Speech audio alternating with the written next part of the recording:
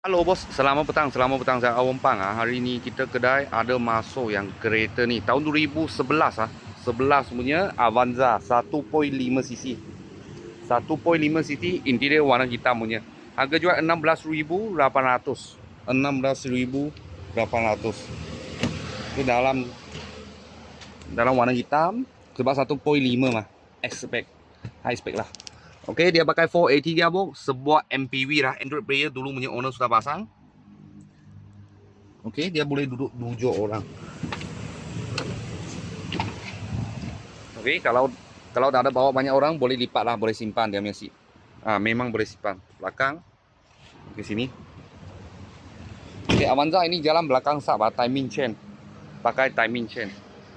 Tahun 2011 pakai VVTi lah, VVTi, lepas tu 1.5cc. Harga jual harga cash 16,800. 16,800. Kalau bos-bos dan kawan-kawan saya tengah cari Avanza 1.5cc punya.